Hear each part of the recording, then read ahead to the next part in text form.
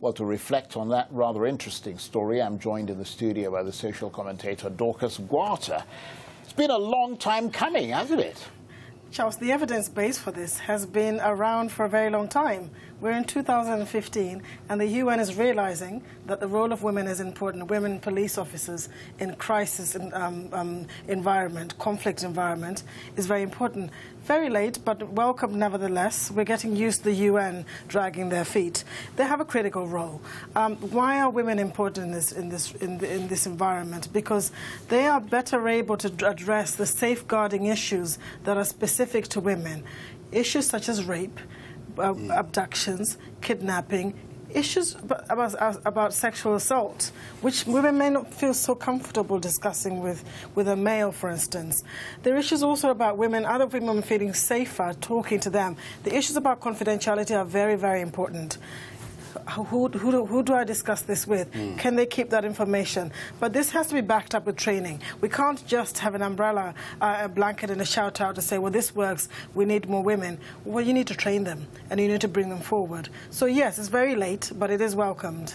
I suppose the concern must have been that if conflict breaks out in that place, I mean, that doesn't necessarily mean that the people who were having those concerns were right, but that if there is that conflict breaks out, that there might be some question marks over whether the women could actually defend the place. But of course the evidence shows that they can.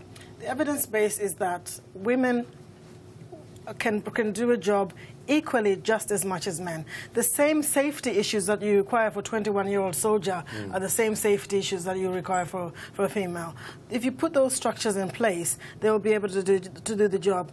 Let's just look at the prevalent issues in this region. This is the Southern Sudan region, in which sexual violence has been particularly high.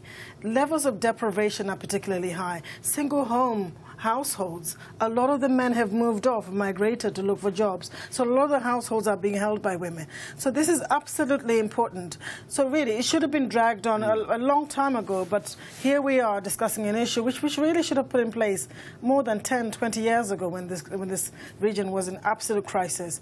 I will add, though, that in Zimbabwe, in the HIV program that I work on, we produced a training for community health workers to address HIV in a HIV prevalent area. Patients are actually able to take up the interventions more so because they're delivered by women. But I mean, if I can just mention this, this is talking about a police force that's attached to an international peacekeeping mission. Yes. So they're not talking about the women being peacekeeping soldiers. No. They're talking about them being police. In other words, after the place has been, if you like, settled, that the women then come in as sort of civilian, civil police force. I mean, does that bother you, that the women, that their role would not be expanded to more than that sort of police force? You know, I always welcome any kind of intervention. Even if you just had the police enforcers, you are still going to have a big military presence in this region. It's going to be present for a very long time. It's also supported by a whole litter of NGOs who are involved. So I would absolutely welcome it. In other regions that have suffered the same similarities, Cambodia, Liberia, Sierra Leone, we know that some of these interventions have been tried. They haven't been tried enough, so it should be upped in this region.